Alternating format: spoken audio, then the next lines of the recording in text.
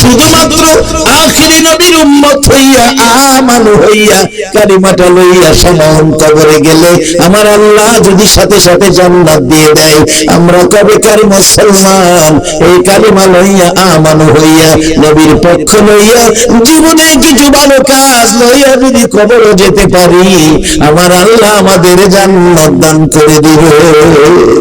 বাবারা, সেই জান্নাত যেন আমরা পেতে পারি, সেই জান্নাত পাওয়ার জন্য আমার নবী 63 বছর জিন্দেগি কষ্ট করেছে। মা খাদিজা বলেন, পৃথিবীর মানুষেরা রে, আমার নবী সারাটা দিন মানুষের ঘরের দুয়ারে দুয়ারে ঘুরছে আর ডাকছে, ইয়া আইয়ুহান নাস কুলু লা ইলাহা ইল্লাল্লাহ তুফলিহুন। কেউ তো আপনাদের ঘরের দুয়ারে দুয়ারে গেল না। 1400 বছর পর একটা দিন আমরা নবী দেখলাম না, তারপরে আজকে নবীর মায়া ছাড়লাম না। 1400 বছর পর 6000 কিলোমিটার দূর নবীর মহল্লায় জন্ম হইয়া আবু জাহেল আপনাদের মতো হতে পারলো না, আবু লাহাব আপনাদের মতো হতে পারলো না। সকাল সন্ধ্যা নবী দেখত। আর 1400 বছর পর 6000 কিলোমিটার দূর একটা দিন আমরা নবী দেখলাম না। নবীর ভালোবাসায় মাহফিলে যারা বসে আছি, আমার মন কই গো, আমার নবী আপনাদের জন্য ফুলফিরাতের ঘাটে বসে থাকবে। বাবার, আপনার আমার এই পরিবেশটা পৃথিবীতে রাখার জন্য এই পরিবেশে নবীর উম্মতেরা এসে বসবে, এক মাজলিসে 60 বছরের ইবাদতের নেকি নিবে।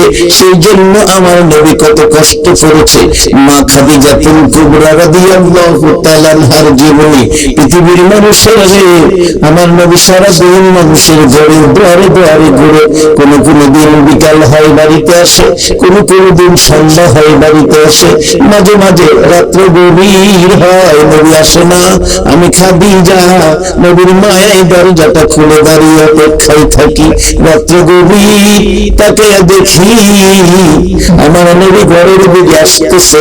এত সুন্দর নবী রে, পৃথিবীর মানুষেরা সকালবেলা পূর্ব আকাশে যখন সূর্য উদিত হয় দেখতে যেমন সুন্দর দেখা যায়, আল্লাহর কসম রে, আমার নবী গভীর রাত্রে হুজরার দিকে আসতেছে। তাকায়া দেখি মন কয় যেন আকাশের উদিত সূর্যটা খাদিজার ঘরের দিকে আসতেছে। কাছাকাছি আসার পর মা খাদিজা বলেন, 2 কদম সামনে গেলাম, আমার নবীর সুন্দর চেহারার দিকে তাকায়া দেখি গো, আমার নবীর গাল বেয়ে বেয়ে পানি পড়তেছে। মা খাদিজা ডাকে, ইয়া রাসূলুল্লাহ, কেন এইভাবে কাঁদতেছেন? বলুন গো, এই গভীর রাতে কে আপনাকে আঘাত দিয়েছে? কে আপনার চোখের পানি বের করেছে? আমার নবী ডাকে, খাদিজা রে, আঘাত দেয় নাই, আঘাতের চাইতে বেশি ব্যথা পেয়েছি রে খাদিজা। আমার মায়ের দেশ, আমার বাবার দেশ, এই মক্কা ভূমি মানুষদেরকে আমি জাহান্নাম থেকে বাঁচাইতে চাই, জান্নাতি বানাইতে চাই। হিংসা বিদ্বেষ বলে মারামারি ছেড়ে মানুষ মিলেমিশে থাকবে সেই পরিবেশে আনতে চাই। খাদিজা রে, কেন জানি রে আমার দেশি ভাইরা আমার পাগল পাগল কয়। মক্কাবাসী, যেই নবীরা তোমরা পাগল কও, নোয়াপাড়ার জমিনে আইসা দেখো সেই নবীর আশিকেরা কিভাবে বৈশা রয়েছে। এই পাগলগুলো রাইখা আমার নবী জান্নাতে যাবে না। একটা নজর যদি আমরা নবীর মন বলে দেখতে পারতাম, মক্কাবাসীর ভাগ্য নবীর দেখাও এইভাবে নবীর পক্ষ নিতে পারলো না। আর একটা দিন নবী দেখলেন না, আপনারা এইভাবে নবীর মায়ায় বসে আছেন। আমার নবী ডাকতেছে, খাদিজা রে, আমার দেশি বন্ধুরা, দেশি ভাইরা, আমি তাদেরকে জান্নাতি বানাইতে চাই, জাহান্নাম থেকে বাঁচাইতে চাই। তারা কেন জানি আমার পাগল কয়। ও খাদিজা, মস্করি করে নানান কথা বলে, আমার পিছনে থেকে হই হাল্লা করে, সবগুলো ব্যথা সইতে পারি রে খাদিজা। একটা ব্যথা দেয় পিছন থেকে কেউ কেউ আমার এতিম মোহাম্মদ বলে ডাকে। আমি মুখটা তাদের দিকে ফিরাইয়া তাদের বুঝাইতে চাইলাম, বেশি বন্ধুরা রে, পাগল কর মনটা মানে, মস্কারি করো, হই হাল্লা করো, সব কষ্ট ব্যথা সইয়া নেই রে বন্ধুরা।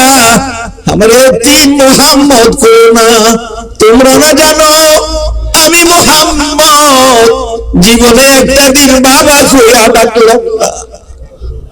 আমি মোহাম্মদ জীবনে একটা দিন বাবার কোলে উঠলাম না।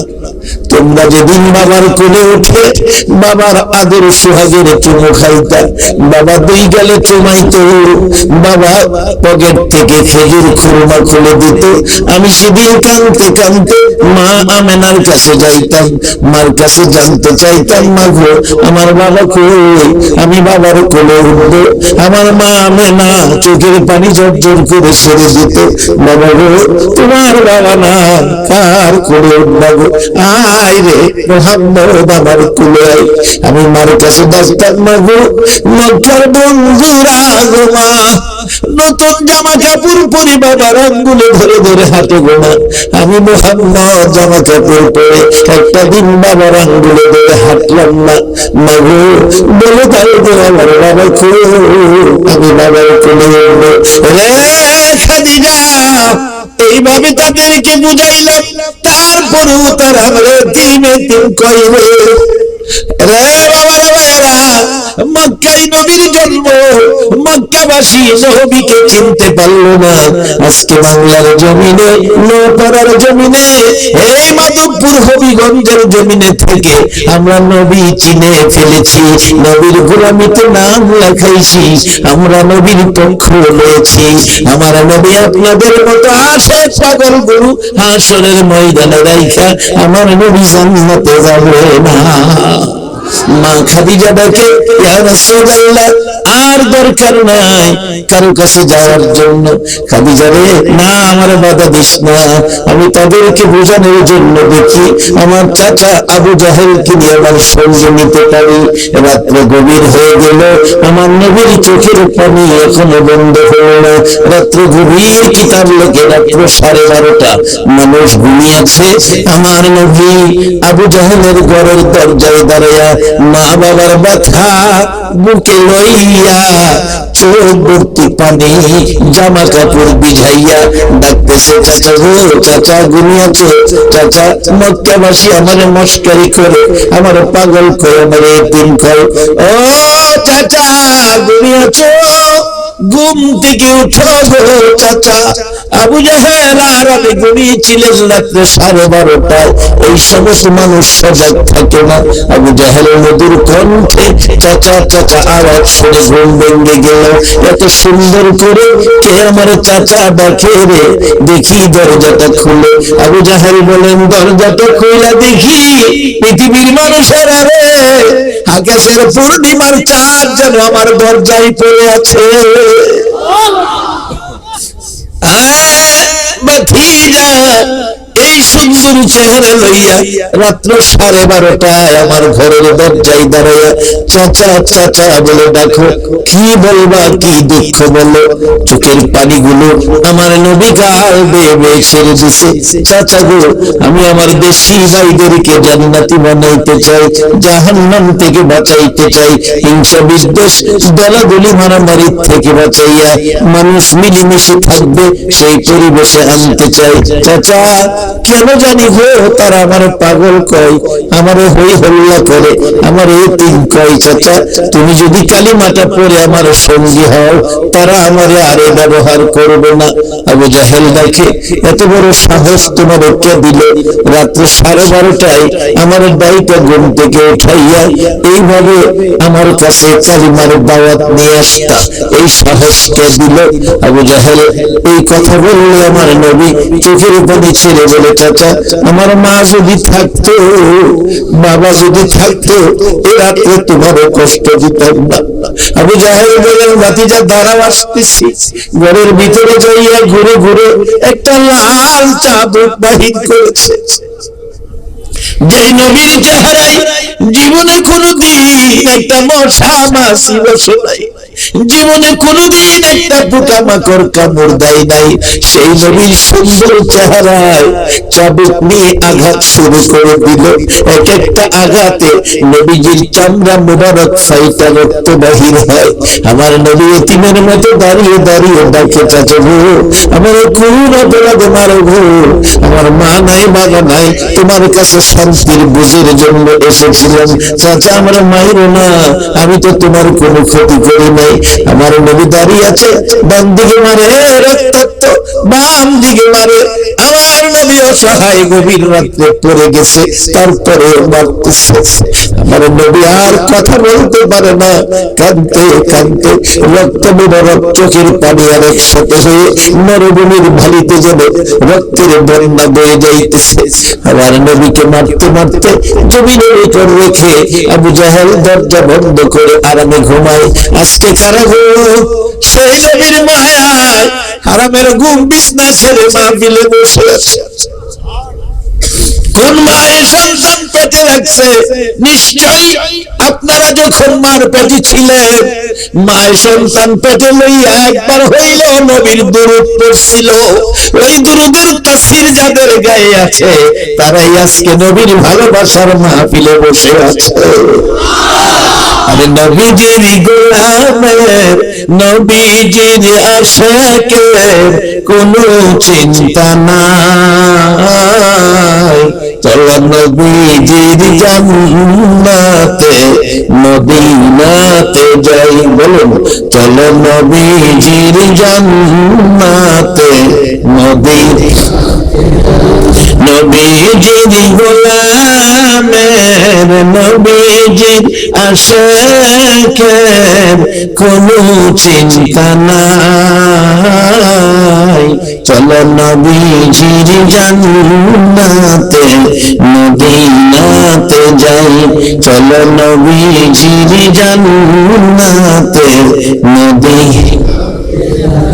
কে কে যাবে মদিনায়, মদিনাতে কান্দে নবী উম্মতের মায়া। কে কে যাবে মদিনায়, মদিনাতে কান্দে নবী উম্মতের মায়া। দিনের রজনী কান্দন যিনি, দিনের রজনী কান্দন যিনি শুয়ে রোয়া যায়। চলো নবীজির জান্নাতে মদিনাতে যাই, চলো নবীজির জান্নাতে কঠিন হাসরের দিনে বেহেশতে যাবে না নবী উম্মত বিনে। আল্লাহু আকবার। আমার আল্লাহ বানাইছে নাস আর আমার নবী বানাইছে আমানু। আল্লাহ বানাই মানুষ, নবী বানাই জান্নাতি। আবার বলুন আল্লাহু আকবার। এই করে যেই নবী পৃথিবীর মানুষকে জান্নাতি বানাইলো, জান্নাতের পথ দেখাইলো, এই নবী চিনা বলুন আমাদের দরকার আছে কিনা? এই নবী ছাড়া আল্লাহ চিনার বিকল্প কোন রাস্তা নাই। আসেন আমরা বলা বলি না, হিংসা বিদ্বেষ মারামারির নাম ইসলাম না। ইসলাম সম্পূর্ণ একটা শান্তির ধর্ম, যার বাস্তব নবী আমাদেরকে মহামান্যের মর্যাদায় দিয়েছেন। যারা মহামান্য হয়েছে তাদের কিন্তু চলাফেরার প্রটোকল আছে, কি বলেন ঠিক? যার বাস্তব এখানে জ্ঞানী সমাজ আছেন, যারা মাননীয়, তারা ইচ্ছে করলে একজন এমপি মহোদয় মহল্লায় আপনাদের সমাজে এসে যে কোনো একটা জায়গায় বসে চা খাইতে পারে, সিগারেট খাইতে পারে, কিন্তু তারা তো মাননীয়। আর যারা মহামান্য, ইচ্ছা করলেই যেখানে সেখানে বাহির হইতে পারে না, যেখানে সেখানে দাঁড়ায়া। রাষ্ট্রপতি বঙ্গভবনের সামনে সিগারেট হাইটা হাইটা খাইতে পারবে না, চার দোকানে বসে চা খাইতে পারবে না, কেন? সে যেমন সম্মানী, তার চলাফেরার জন্য প্রটোকল আছে। তার আল্লাহ ইয়া রাসূলুল্লাহ জিন্দাবাদ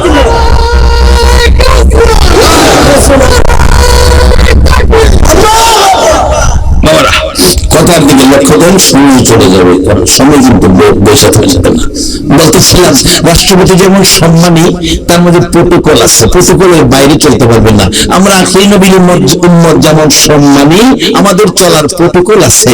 প্রোটোকলটা রাসূল দিয়েছে, রাসূল বলেছে উম্মতের জন্য আমি প্রোটোকল রেখে গেলাম, আল্লাহর কোরআন এবং নবীর সুন্নাহ, আল্লাহর কোরআন এবং নবীর সুন্নাহ, এর মধ্যে আমরা চলবো। তার মধ্যে শান্তি অশান্তির কিছুই নাই।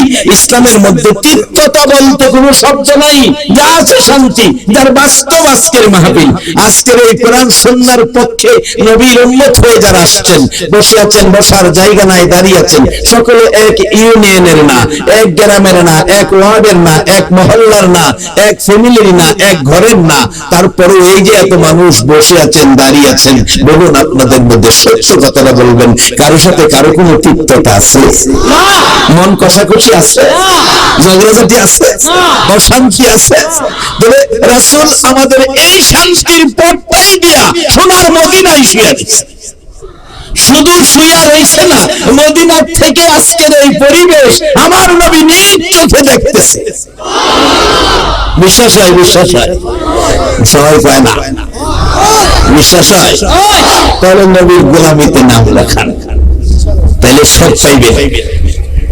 নবী যার হইছে আল্লাহ সে পাইছে, নবী যার হইছে আল্লাহ সে পাইছে। তাই নবী ছাড়া আল্লাহ পাওয়ার কোন রাস্তা নাই। সারা জীবন লা ইলাহা ইল্লাল্লাহর জিকির করলেন, একবার মুহাম্মাদুর রাসূলুল্লাহ কইলেন না। বলুন এই লা ইলাহা ইল্লাল্লাহ দিয়ে আমানু হওয়া যাবে কিনা?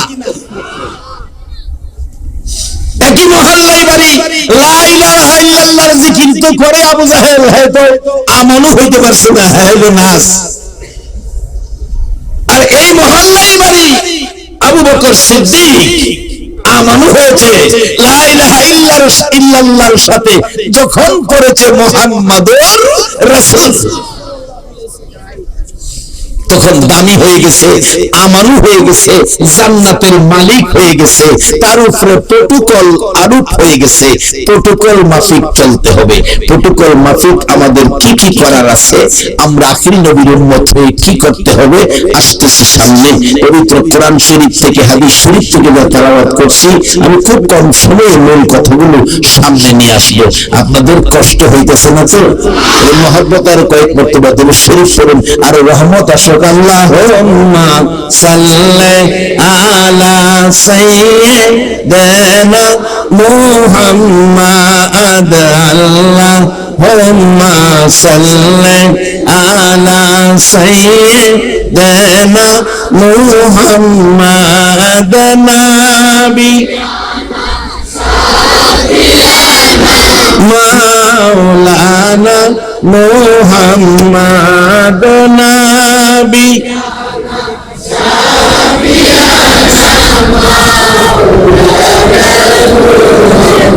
নিবানিশি মনে আমার আর দিওনা যন্ত্রণা, দিবানিশি মনে যন্ত্রণা, হায়রে দান যদি হইতাম দানি, যাইতাম সোনার মদিনা। হায়রে দান যদি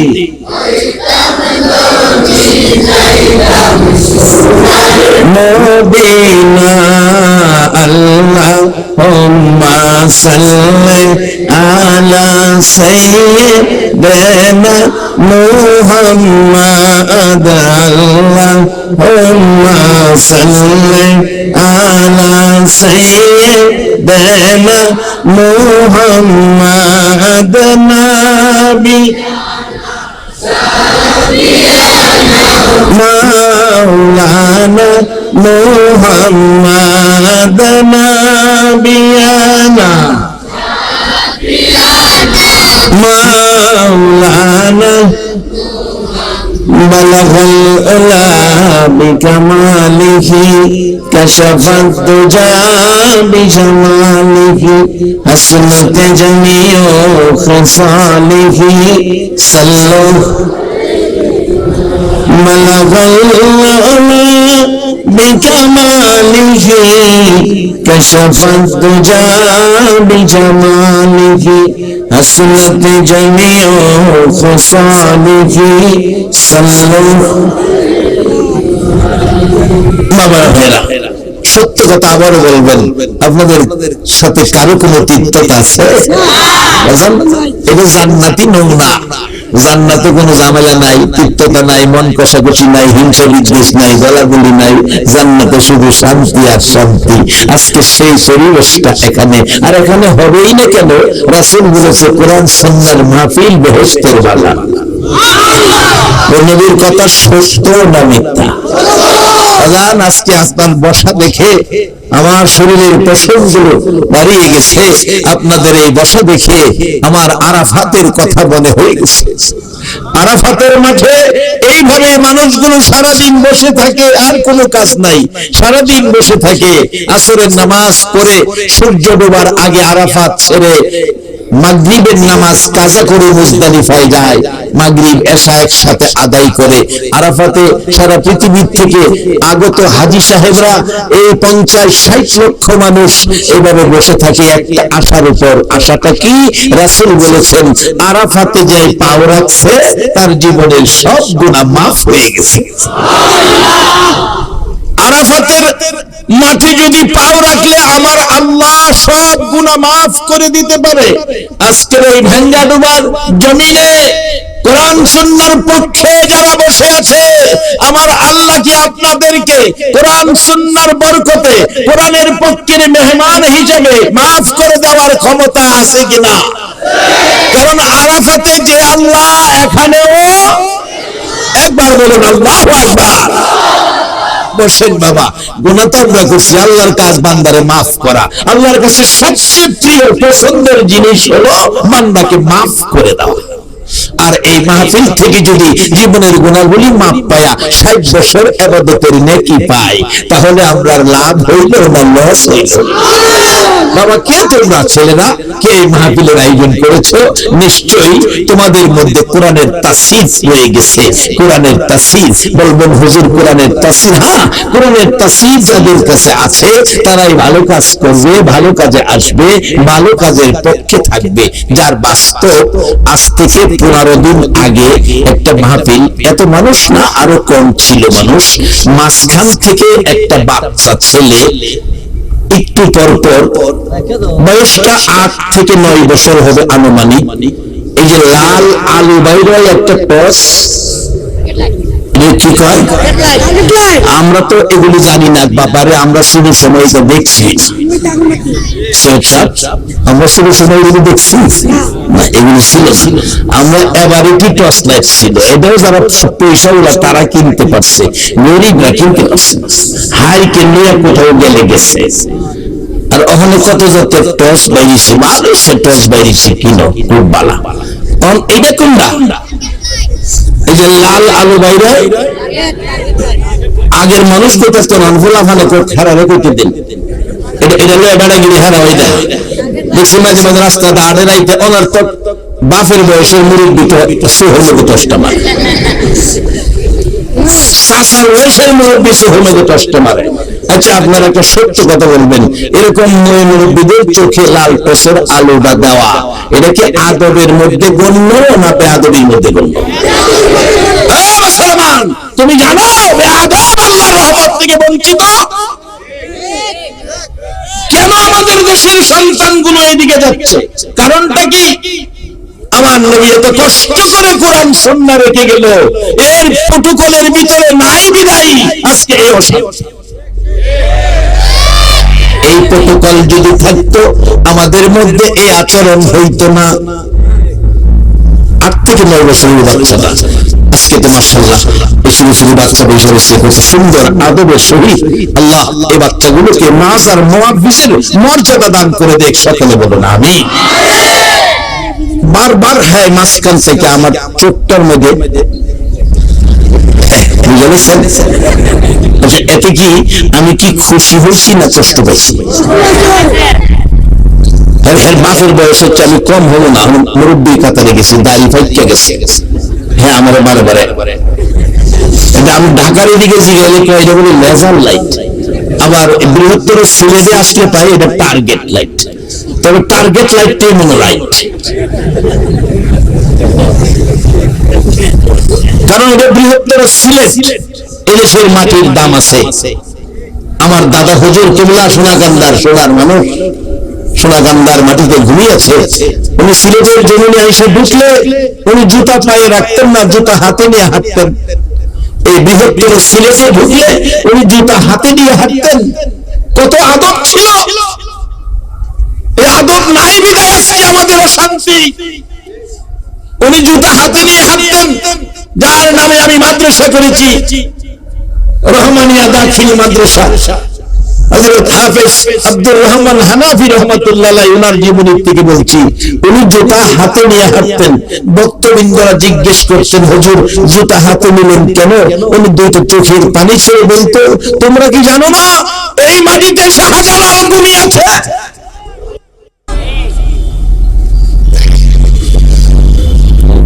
শিক্ষা দিলেন আদব। এটাই ছিল আমাদের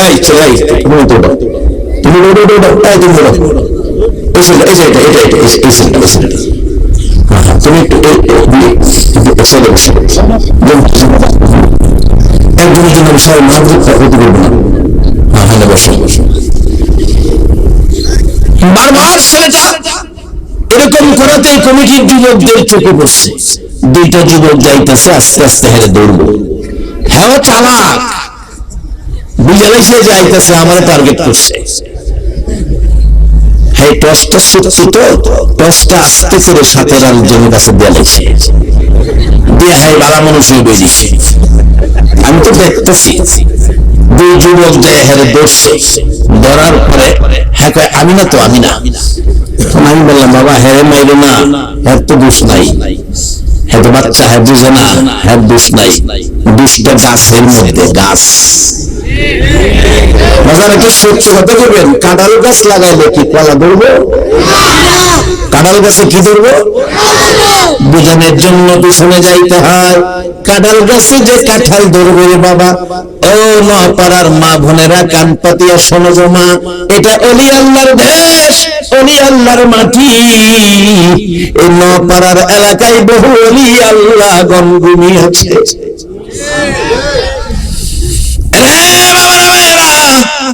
আমার কলিজার টুকরা মা বোনেরা, তোমরা যদি এখনো ভালো গাছ হও, গাছের ফলটা এখনো ভালো হবে।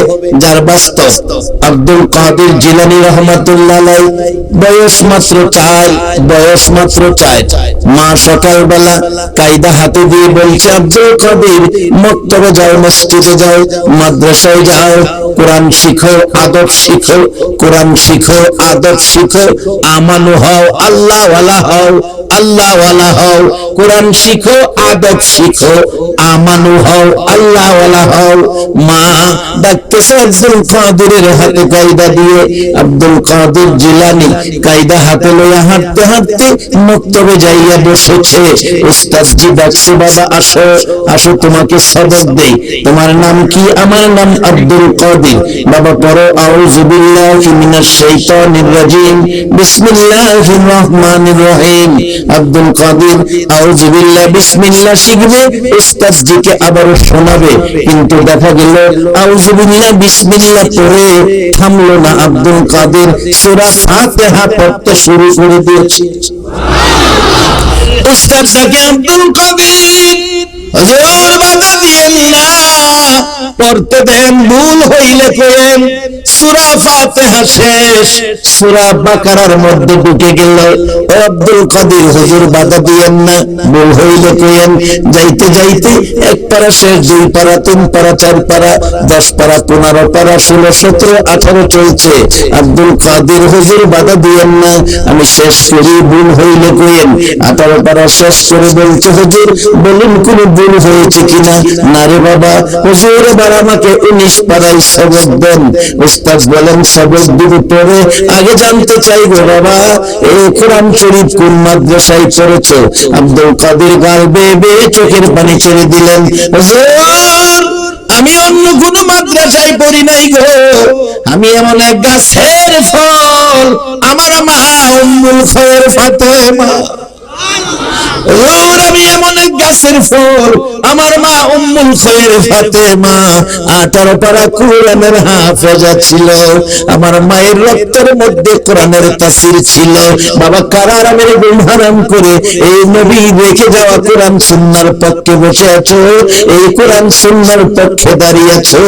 মা বুঝি একদিন হইলেও আমার নবী রেখে যাওয়া কোরআন একদিন হইলেও তোমাকে পেটে লইয়া তালাওয়াত করেছিল। ডাকতেছে ডাকতেছে হুজুর, আমার মা রক্তের মধ্যে কোরআনের তাসির ছিল। আমি যখন মার পেটে ছিলাম মা কোরআন শরীফ পড়তো ঘুমানোর সময়, কোরআন পড়তো রান্না করার সময়, কোরআন পড়তো কাপড় ধোয়ার সময়, কোরআন পড়তো উঠান বাড়ি ঝাড়ু দেওয়ার সময়। হুজুর আমি যখন দুনিয়ায় এসেছি আমার মা আমারে ঘুম পাড়াইতে যাইয়া ডান দিকে কাত হইয়া শুইয়া ডান স্তন আমার মুখে লাগাইয়া 9 পারা কোরআন শরীফ পড়তো। মুসলমান আজকে বিশ্বজুড়ে মার খাও, বিশ্বজুড়ে মুসলমানদের অধঃপতনের কারণ হলো এই নবীর রেখে যাওয়া এই প্রটোকল আমরা ছেড়ে দিয়েছি। আজকে আমাদের দেশের মানুষ মুসলমান সন্তানেরা হিরোইন খায়, মুসলমানের সন্তানেরা ফেন্সিডিল খায়, মুসলমানের সন্তানেরা গাঁজা খায়, মুসলমানের সন্তানেরা মাদক দ্রব্য ইনজেকশনের মাধ্যমে সেবন করে। বলুন এইগুলি কি হালাল না হারাম? জোরে বলুন। সত্য কথা গোপন করলে জবাব দিতে হবে আল্লাহর কাছে। বলুন এগুলি হালাল না হারাম? এগুলি তো মুসলমানের সন্তান কোনদিন নিতে পারে না। নেওয়ার কারণ হলো আমরা মা বাবা হইয়া প্রটোকল ছেড়ে দিয়েছি। রাসূলের প্রটোকল হলো, রাসূল বলছে উম্মতেরা রে তোমরা গার্জিয়ান যারা মা বাবা হয়েছো, এশারের নামাজ পড়ে বিছানায় শোয়ার আগে, এশারের নামাজ পড়ে বিছানায় শোয়ার আগে, এশারের নামাজ পড়ে নবীর দেওয়া প্রটোকল বিছানায় শোয়ার আগে তোমার উপযুক্ত ছেলেটা তোমার উপযুক্ত মেয়েটা বিছানায় আইছে কিনা এই খবর না নিয়ে তুমি বিছানায় ঘুমায়ো না। বাবা আজকে সন্ধ্যার সময় মুরুগ পায় না, মুরুগের জন্য মা চাচিরা ঘরে ঘরে হারিকেন লইয়া ঘুরে। ছাগল হারাইছে, আমার বাবারা চাচারা ভাইয়েরা ছাগলের জন্য বাতি লইয়া বাড়ি বাড়ি ঘুরে। গরু হারাইছে, গরুর জন্য রাত্র 10টা পর্যন্ত বাতি লইয়া গরু তালাশ করে।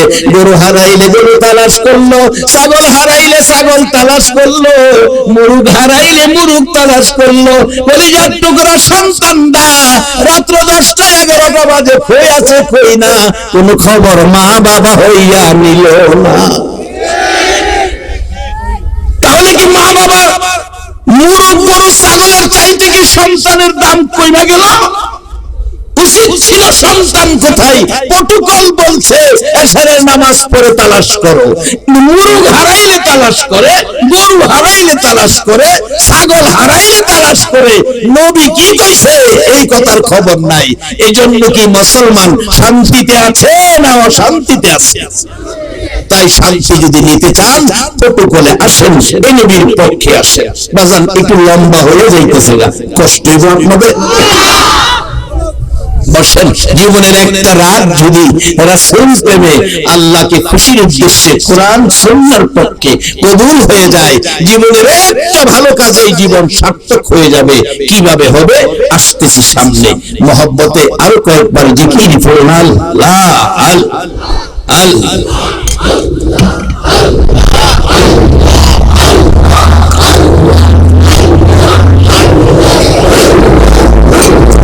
সবাই কয় না বাজান গুনাহ মাফ হয়ে যাবে। আল্লাহ আল্লাহ আল্লাহ আল্লাহ আল্লাহ লা ইলাহা ইল্লাল্লাহু মুহাম্মাদুর রাসূল সাল্লাল্লাহু আলাইহি ওয়াসাল্লাম। বাজান প্রটোকলের কাবারের মধ্যে ঢুকে যান। মুসলমানদের গার্জিয়ান এখনো রয়ে গেছে। বলুন মুসলমানদের গার্জিয়ান কে? আসতে বলেন যে, আর আওয়াজ করে কর বাবা। মনটা ভরে মহব্বতে একটা ডাক যদি আল্লাহর আরশে দিতে পারেন, হয়তো এই উসিলায় আল্লাহ আমাদেরকে মাফ করে দিবে। আরশ পর্যন্ত পৌঁছে দেওয়ার উদ্দেশ্যে অন্তর থেকে বলুন আমাদের গার্জিয়ান কে? আমার আল্লাহ নবীজির মাধ্যমে সব রাস্তা দিয়েছে। এই নবীকে পাঠাইয়া সব প্রটোকল আমাদেরকে বুঝিয়ে দিয়েছে। বলতেছিলাম প্রটোকলের মধ্যে কত শান্তি, কত বরকত।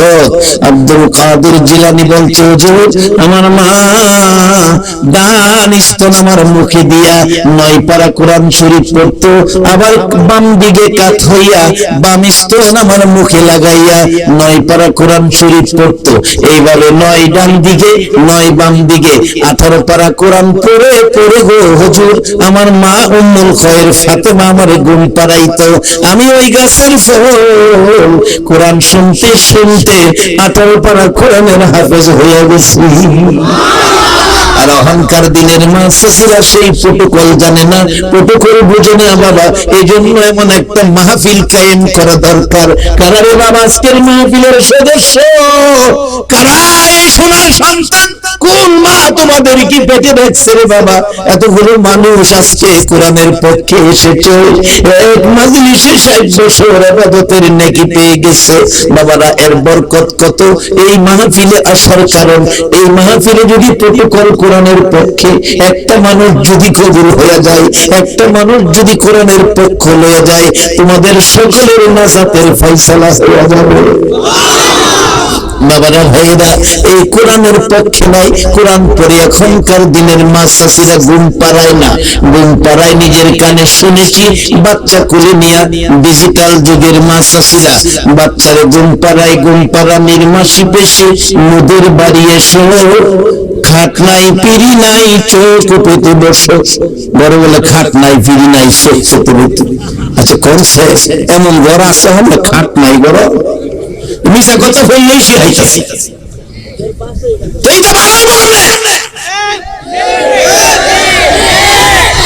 খাট নাই পিড়ি নাই চোখ পেতে বসো ঘুম পাতায়। কুকুর চোখে ঘুম নাই ঘুম দিয়া যায়, বাটা ভরে পান দিব গাল ভরে খাইও। কেমন খাওয়ানটা খাওয়া গেছে দেখছি। আচ্ছা একটা সত্য কথা কইবেন নপাড়াবাসী। নপাড়া তো আমাদের ভৈরব তো বেশি দূরের কথা না, এক বাসাই তো আমাদের। একটা সত্য কথা কইবেন, জীবনে কেউ দেখছেন বাটা বেড়া পান দিলে গাল বেড়া খাইয়া বাচ্চারে ঘুম পাড়ায়? কথাটা কি সত্য কইল না মিথ্যা কইল?